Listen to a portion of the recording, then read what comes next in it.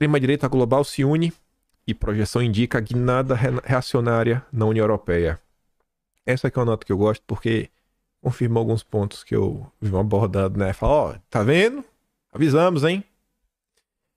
Na tentativa de catapultar o movimento ultraconservador, a extrema-direita ultraconservadora. Eu adoro isso. Tudo é extremo.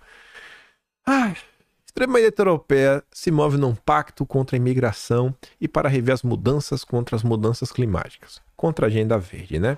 Matéria do Jamil Chad.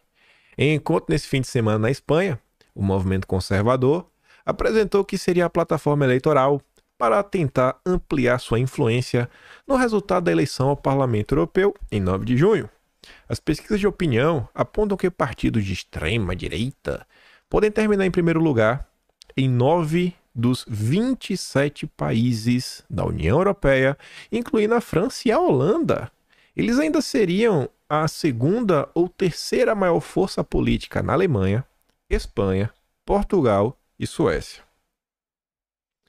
O Pacto de 10 pontos, que serve como plataforma eleitoral para a Europa, consta com pontos polêmicos sobre imigração, soberania, defesa dos cristãos, negacionismo climático e protecionismo agrícola.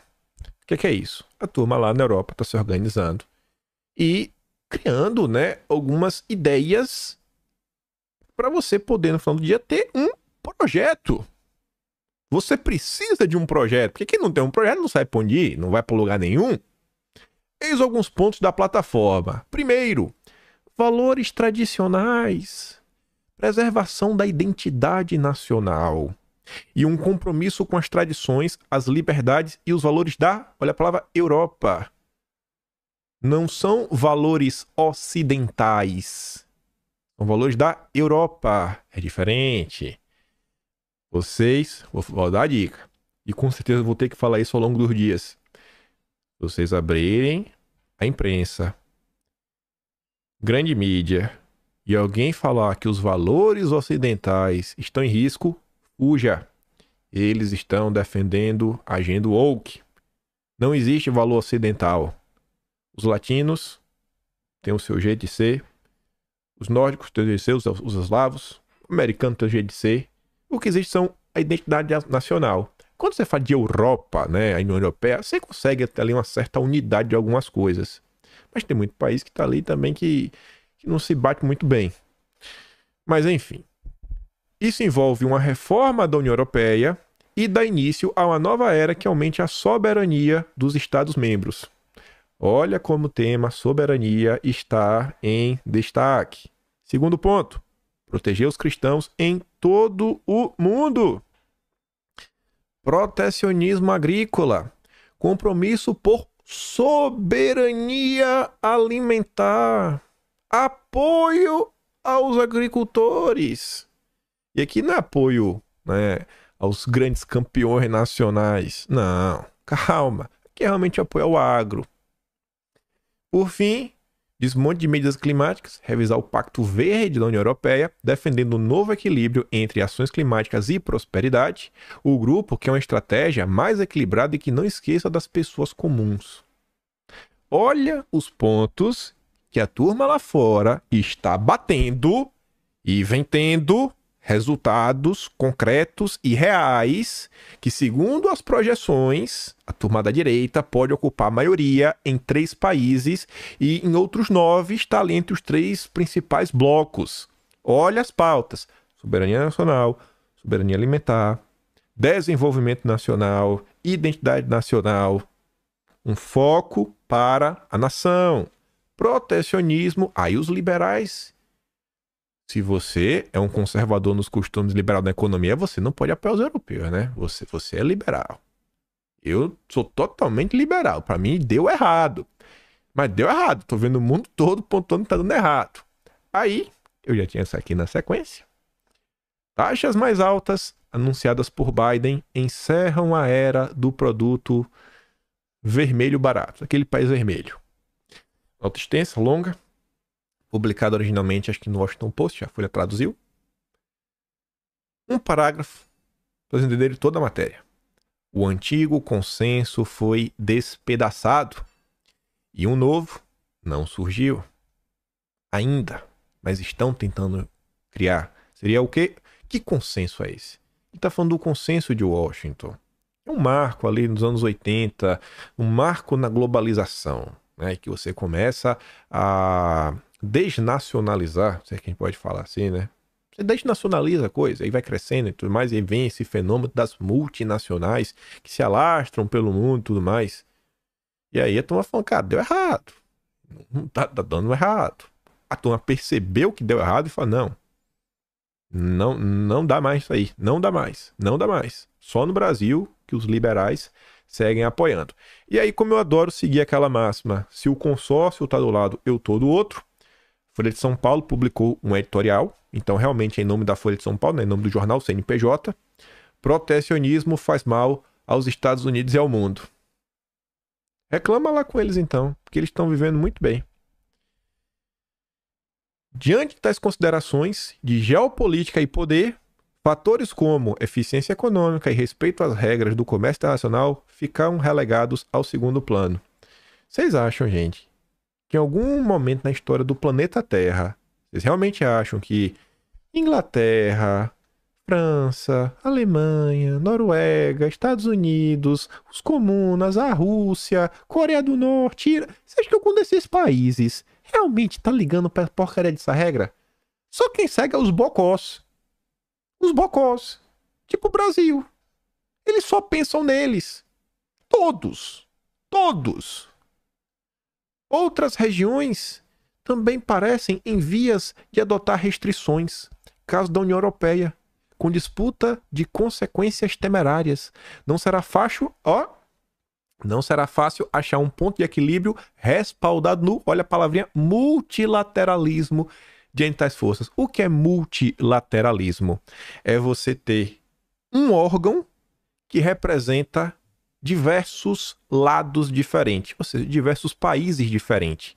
Se você tem um que fala em nome de muitos, você tem uma unidade central, você tem uma espécie de um governo mundial. O que a Folha de São Paulo está falando é o globalismo está em xeque. O globalismo foi colocado em xeque. Porque o que é oposição ao globalismo? É o soberanismo, dá para falar assim, né? Você é um foco na nação. É um foco nacional. Óbvio. Mas óbvio que isso está sendo colocado em xeque. E a Folha de São Paulo está preocupada. A Folha de São Paulo é um jornal de esquerda, progressista, woke. Aí você vai falar, poxa, mas esse negócio de protecionismo, etc, tudo mais, para você ver que muitas vezes o debate ele é mal colocado. E aí, no Brasil, a gente tem nossos políticos que conseguem fazer as coisas ficarem sempre piores e distorcer tudo. Está sendo discutido aí a questão do imposto. Taxar imposto em tudo. Basicamente, 92% de imposto, qualquer compra internacional que você fizer. Aí você fala, mas por que os Estados Unidos podem fazer isso e o Brasil não pode? Calma, eu sei que você está se questionando isso. Mas tá ali, ó. Precisa ter justiça tributária. Diz relator sobre taxação de blusinhas. Artilharia do PP, né? O relator defende que a questão, mesmo que impopular para os consumidores, precisa ser enfrentada para que haja uma concorrência leal em relação à indústria brasileira. Beleza? Beleza. Vamos responder o nosso relator, esse inepto, com a matéria do Jornal Nacional, falando que os Estados Unidos está taxando todo mundo. Estados Unidos quadruplicam o imposto de importação de 25% para 100%. Você fala, meu Deus, eu vou comprar uma blusa agora, vai ter 100% de imposto? Eu moro em Miami? Não. Não. O 100% é para carro elétrico. Chips e solares vão dobrar. Alumínio e aço vão ter 25%. Por essa matéria aqui, você já conseguiu perceber que produtos diferentes possuem tarifas diferentes? No Brasil, não. É uma só. Lá é um negócio focado ao mercado nacional. O que é que eles estão olhando? Bicho, olha só. Qual o valor do carro deles? X. Qual o valor do nosso? Y. Para o nosso carro ser competitivo, precisa de quanto? Mete 100%. Beleza. Temos aço? Temos aço. Eles têm aço? Eles também têm. O aço dele é mais barato. Para o aço nosso, Estados Unidos, o aço americano, ser rentável. E aí, 25%. Celular. Produzimos? Pô, tem a Apple. A maçã é demais. Você tem a própria Google, que produz muita coisa. E tem outras empresas. Eles têm lá, pouco, Xiaomi e tudo mais. Mas e aí? Aí você vai fazendo uma coisinha aqui, uma coisinha acolá.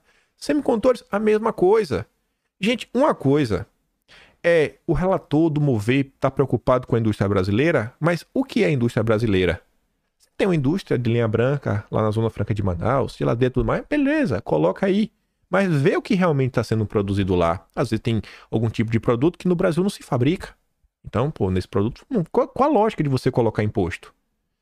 Você tem uma indústria têxtil no Brasil, produz roupas, beleza. Agora, qual é a indústria brasileira de semicondutor? Não tem. Qual é a indústria brasileira de videogame? Não tem. Qual é a indústria brasileira de carro elétrico? Não tem. Você tá entendendo qual é o ponto? Então, você acaba colocando imposto em tudo. E você só encarece. Imagine quanto tempo levaria para construir um prédio sem nenhuma ferramenta que não seja manual e não seja elétrica. Só com uma pá, uma enxada, uma colher de pedreiro e tudo na mão. Ia levar um tempão, né? Mas você tem as betonetas, tem tudo, vai agilizando. Agora imagine se cada pedreiro tivesse uma furadeira elétrica de bateria sem corda, uma esmerilhadeira, né? A pessoa chama de maquita, tivesse aquela nail, aquela que dá os disparos de prego. A gente tiver uma de cada, vai acelerar bastante, não vai? A produtividade vai ser absurdamente maior. Por que o Brasil não consegue ter um programa que valorize verdadeiramente um desenvolvimento nacional? Você fomentar que a coisa aconteça no Brasil. Porque até para você ter uma indústria dessa no Brasil, você precisa de uma ferramenta para construir essa indústria. Se você não tem ferramenta, você não consegue sair do lugar. Então, assim, todo o debate no Brasil, ele é desvirtuado. Tudo que não é pautado no Brasil é pautado de forma errada. Ninguém consegue pensar, ninguém consegue colocar um consenso mínimo que vá levar a gente para algum lugar. Você vê que no final do dia, o que está sendo protocolado aí pela turma do PP, do senhor Ciro Nogueira, tem como único objetivo dar mais dinheiro para o governo Lula, com maior aumento de imposto. Não tem nada a ver com a defesa da soberania nacional, com a defesa da indústria nacional. Nada. Por outro lado, quando você olha o que a direita está propondo, aí sim, a turma está preocupada com o Brasil. E aí eu falei, acho na introdução, né? A oposição, né? O primeiro opositor surge ao seu lado. Sei lá qual foi a coisa, acho que ficou melhor no início do vídeo. Ontem me enviaram essa matéria aqui. A Gazeta do Povo comentou sobre a lei do Felipe Barros. Eu achei essa nota muito ruim. Já vou até avisando, me perdoa, eu não vou mentir. PL da Soberania Nacional. Deputados querem limitar investimentos estrangeiros em ONGs no Brasil. Pelo menos 6 projetos de lei que tramitam no Congresso Nacional querem tornar mais transparente e restringir o financiamento de organizações não governamentais, né, ONGs, que recebem recursos estrangeiros.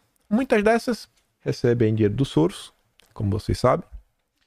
Esses projetos se propõem a proteger a soberania nacional, evitando, por exemplo, que ONGs travem guerras jurídicas para impedir a construção de estradas e infraestrutura na Amazônia ou promovam ações de propaganda em redes sociais ou filmes para tentar influenciar a sociedade para aceitar ações afirmativas, como políticas de cotas, instituições públicas e privadas ou ataques a valores conservadores. Por outro lado, os mesmos projetos já têm grande potencial para criar um dilema moral para a oposição. Aqui começa, né? Qual o dilema moral? A direita, ela defende a soberania nacional, ela defende o Brasil. Qual o dilema? Qual o dilema que tem aqui? Isso porque eles têm um grande potencial para violar a liberdade de expressão. Oi? Por quê? Quem está sendo impedido de falar? O projeto, ele, né, se debruça sobre dinheiro internacional entrando no cofre das ONGs.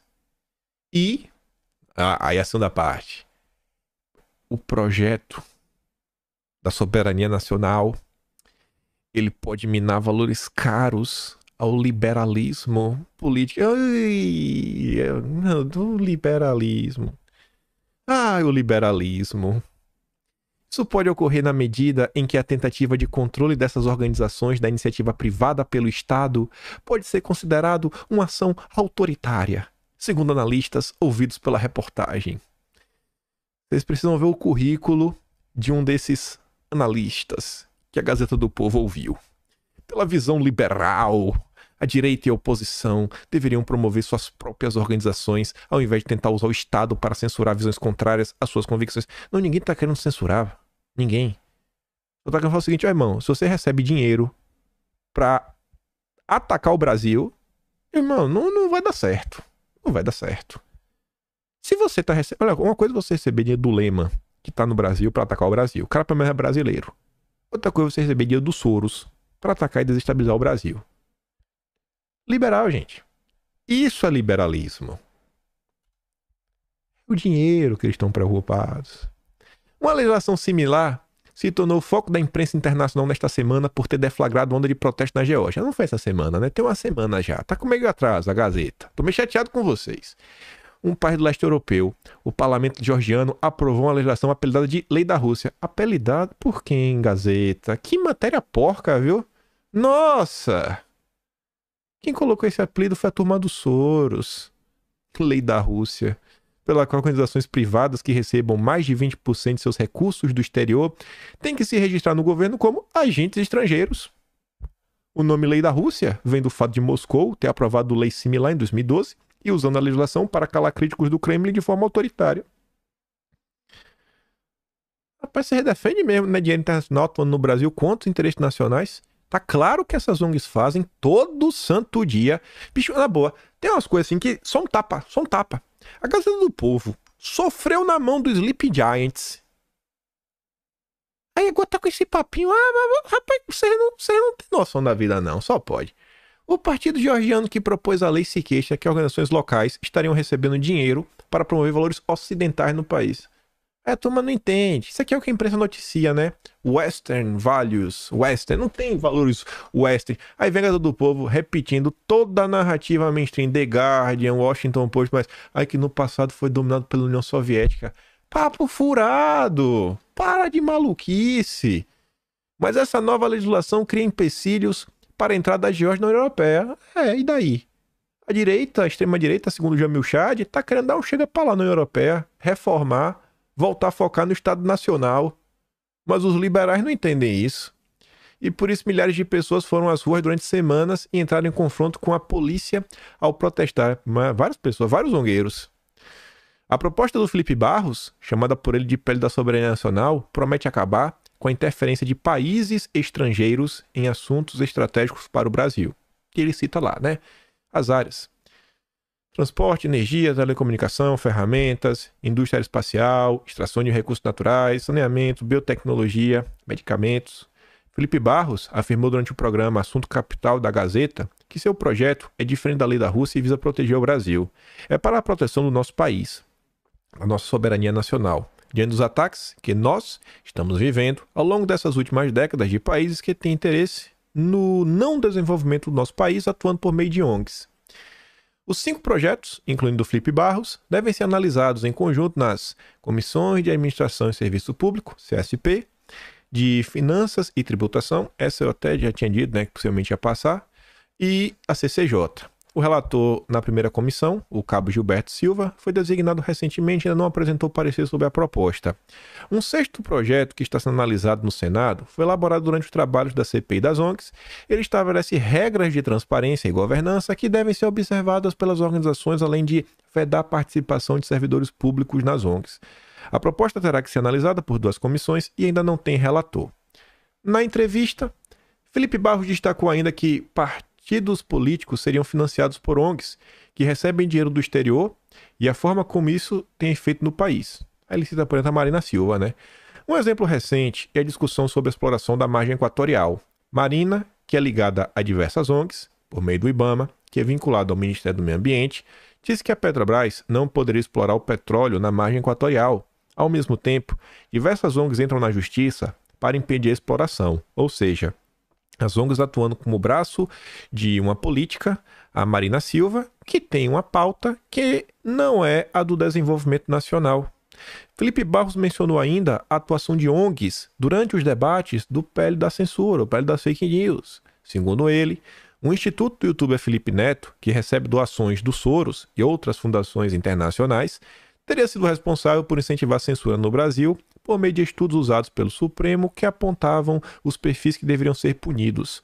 Neste caso, a atuação das ONGs teria servido aos interesses do Partido dos Trabalhadores, serviu para o PT alimentar ou retroalimentar esses inquéritos das fake news que nós estamos vendo nos últimos anos.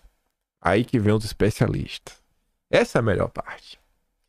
Advogados e juristas, ouvidos pela Gazeta, avaliam que as limitações impostas às ONGs podem ser subjetivas e acabar gerando interpretações divergentes.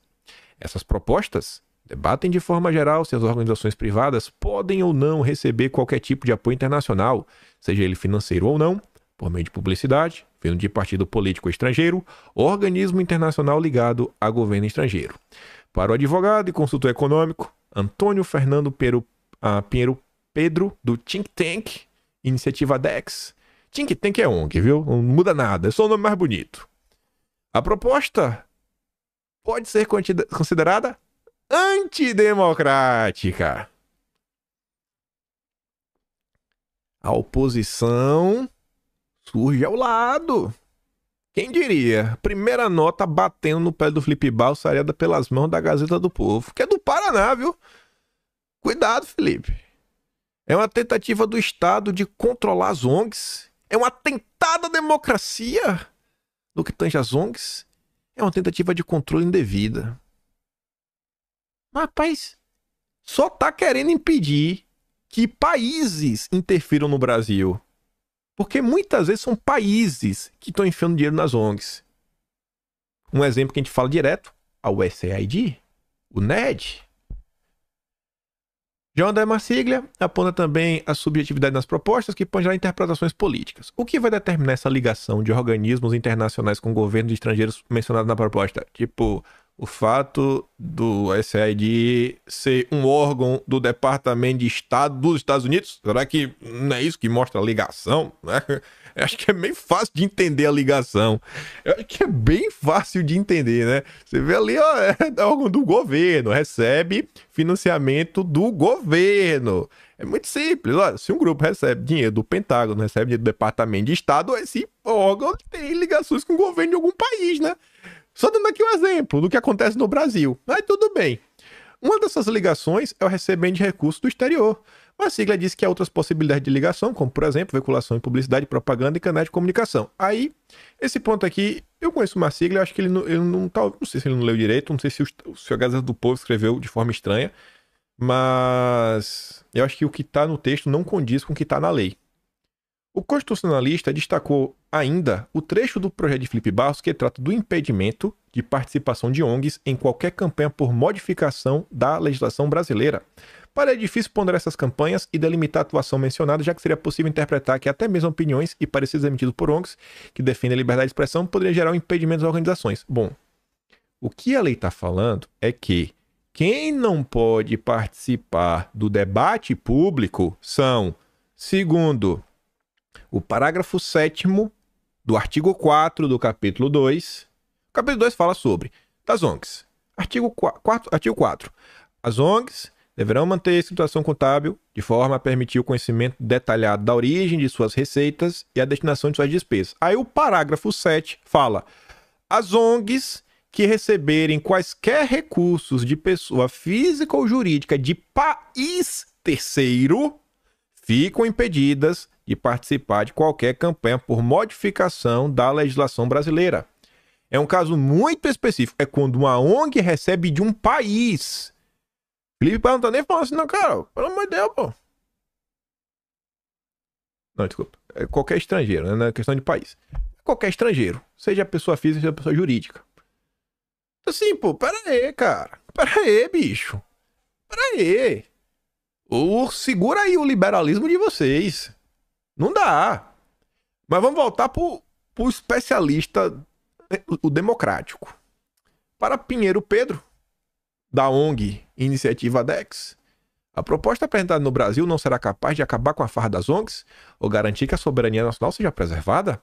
A impressão que eu tenho é que isso vai acabar facilitando com que qualquer ONG que resolva fazer alguma crítica a uma política pública do governo, alguma ação governamental, pode, de repente, estar sujeita a sofrer algum tipo de retaliação fiscalizatória. É só não receber dinheiro internacional. Você não terá problemas. Os liberais, o Deus deles é o dinheiro. Aí, se liga. Antônio Fernando Perupado, o especialista da Gazeta do Povo. Pioneiro na área ambiental, tendo sido o primeiro presidente da Comissão de Meio Ambiente da OAB de São Paulo. Será que ele curte um SG, uma política verde? Não sei. Experiência. Consultor do Banco Mundial. Já prestou consultoria a UNICRI, United Nations ONU. Foi integrante de vários organismos da sociedade civil, ONGs, com destaque para Green Economy Task Force da CCI, Câmara de Comércio Internacional, ou seja, Força de Tarefa da Economia Verde. Integrou a Câmara de Mudanças Climáticas. Coordenou a Câmara de Legislação do SEBDES, que é o Conselho Empresarial Brasileiro para o Desenvolvimento Sustentável, basicamente o conselhão. Presidiu o Comitê de Meio Ambiente da ANCHAN, Câmara Americana de Comércio. Tem outras coisas ali também. E, por fim, vice-presidente da Associação Paulista de Imprensa. Eu não sei, mas eu acho que o pessoal aí da imprensa do consórcio não gosta de liberdade de expressão, não sabe o que é soberania nacional. O inimigo está ao lado. Rapaz, primeira nota, batendo no pé do Felipe Barros, vindo da Gazeta do Povo. Baita especialista que vocês encontraram, viu? Por isso eu falo pra vocês. Vocês podem discordar de mim, quer continuar sendo conservador nos costumes, liberal na economia, segue aí com a turma, tem um monte de gente que pensa assim. Mas o que eu vejo é o caminho que a direita vem tomando ao redor do mundo, que o mundo vem mudando, as coisas mudam, as coisas não são as mesmas. Eu acho que a turma vem percebendo que esse papo de liberalismo é igual ao progressismo, assim como o progressismo não é sobre progresso, liberalismo não é sobre liberdade. Palavra, tu chama do que tu quiser. O Lula diz que ele é democrata. Ele fala, na Venezuela a democracia é relativa. Né? Vocês vão chamar que é ditadura. Quem tem boca fala o que quer. O que eu sei é que para mim tá claro que o movimento que vem gerando não só frutos eleitorais, mas vitórias concretas, que vem trazendo melhorias para a vida do povo, e que eu acho que a vida de vocês está muito ruim, tem que melhorar, tá seguindo por um caminho que não é o caminho dos liberais, que é outra linha. Não é a linha da direita permitida. Para mim, o que está acontecendo no mundo tá claro, é só olhar como as coisas estão se desenrolando. O Dirceu sintetiza tudo isso, né? E se não tiver candidato nosso, votar na direita civilizada.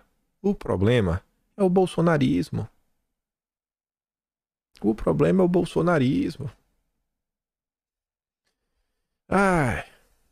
Eu não acho que nessas batalhas que a gente vai ter que lidar nos próximos meses, dias, como essa questão das ONGs, eu não acho que o bolsonarismo vai estar sozinho nela. Eu acho que vai ter alguns grupos que vão estar apoiando. Mas, com certeza, podem esperar uma união dos liberais com os petistas, com a turma do PSOL, para barrar um projeto como esse. Não é do interesse. Não é do interesse. Você acaba mexendo no dinheiro. O Deus de muita gente. Mas, enfim. Eu vou mandar o vídeo do Marco Aurélio. Vamos sobre suspensão de rede. Foi o único que eu dei play. Não, tem um do Disseu também, né? Mandar os dois lá no Telegram. Link na descrição. Eu vou ficar por aqui. E se gosta do meu trabalho, quiser dar aquela ajuda, já sabe como é o processo. Tem um Atlas brasileiro, kimpaim.com/br, onde estamos registrando tudo que vem acontecendo no Brasil, no mundo. Já tem 15 Atlas publicados, já escrevendo de abril, né? maior produto historiográfico da era Lula. E por hora é isso. Reflitam sobre o que está acontecendo, gente. Reflitam. Não fiquem presos aos rótulos. Olhe o que está além do rótulo. Olhe o que está além do rótulo. Olha o que está além do rótulo. E desconfie de quem fala, ai, temos que unir a direita, fazer aquilo outro. É sempre algum liberal tentando passar a perna, pô. Não tem condição.